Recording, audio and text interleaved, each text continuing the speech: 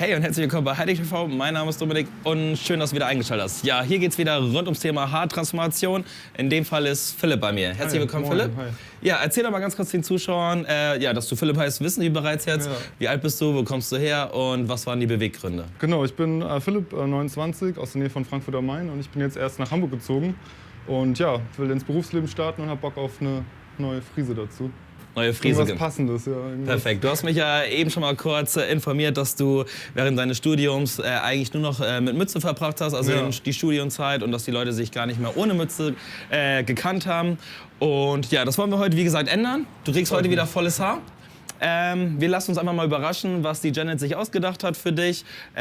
Und dann würde ich sagen, sehen wir uns später. Bis dann.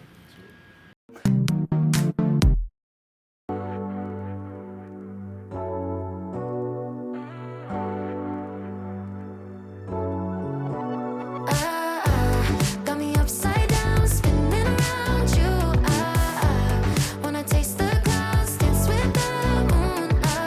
Take a trip around your body. Boy, I love the way you got me. Starry-eyed, got me starry-eyed. Losing all my focus, I can't even control it. You know your lips are golden, baby, get me high. Touching me like lightning, yeah, keeping it exciting. You know exactly what to do to blow my mind. You're from another planet. I've never felt like this. I don't know how I ever survived without it. I'm starry-eyed. Got me upside down, spinning around you.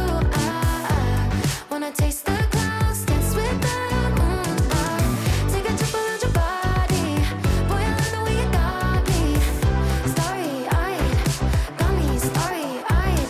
This bed is out of space, just keep painting constellations. You cover me in glitter till I'm shining bright. I never wanna leave the sky. The way you made me feel alive. I was in the dark and baby, you're the light. You're from another planet. I've never felt like this. I don't know how I ever survived without it. I'm starry-eyed. Got me upside down, spinning around you. Wanna taste the clouds, dance with the moon.